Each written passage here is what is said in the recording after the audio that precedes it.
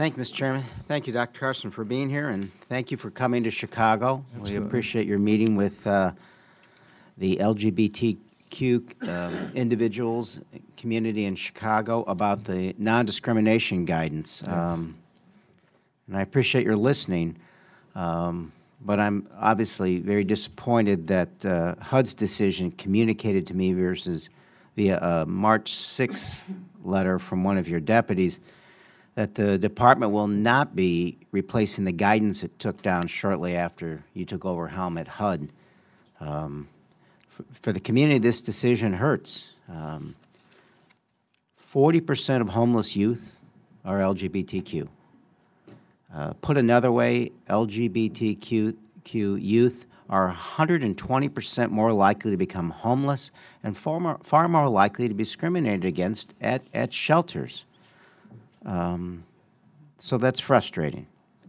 Despite this decision, a relevant HUD rule from 2012 and a regulation from 2016, they remain in effect.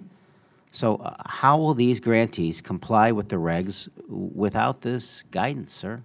Well, in fact, the guidance was pretty much obliterated by the 1216 rule.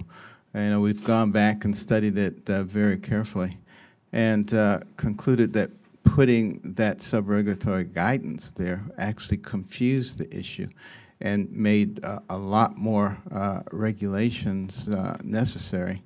And we're trying to simplify things. We have not removed the rules. We have not changed the rules at all. But without, sir, you in Chicago asked the question about the difficulty, for example, a front desk shelter worker who are handled identification that doesn't match the presenting gender of the bearer. The presenting gender of the bearer. That was the question you asked. I want to make sure I got it right. And the response was, that's why you need the guidance. The grantees need this guidance to avoid the discrimination and to make clear to them what the rules are. I mean, and there are no inconsistencies there. And in addition to that, HUD missed by almost 6 months a deadline that was in the appropriation report to review the guidance you took down. So you didn't meet the deadline, and you just simply decided not to put the guidance up. And if anything's confusing, wouldn't working on the guidance help resolve what you are saying is confusion? Well, the agreement was that the guidelines would be reviewed. It wasn't that they would be put back up. And they were reviewed, and it was concluded that the 2016 rules obliterated the guidance that was there and confused the issue. The rules stand as they are. We've not made any attempt to change them.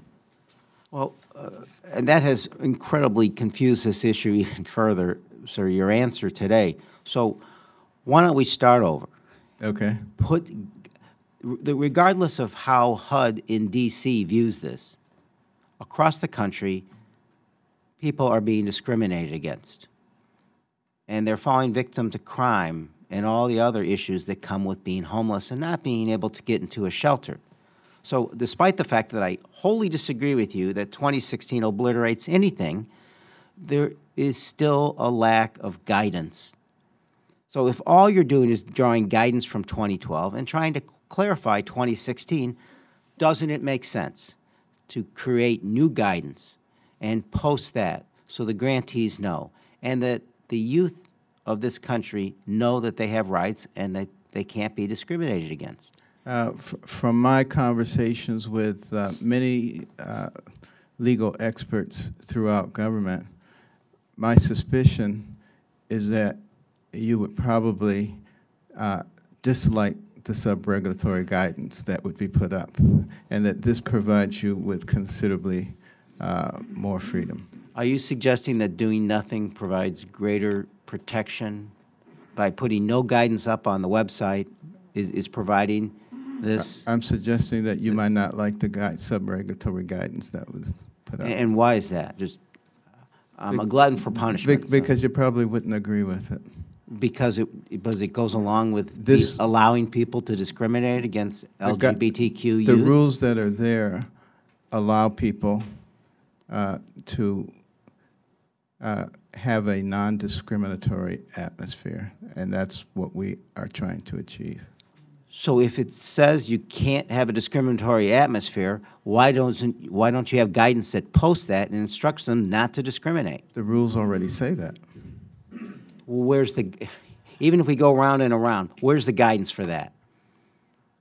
If you have a rule that tells you what to do, you don't need more guidance on that. All right, we are all now more stupid than we were when we came in the room today, sir. Thank you.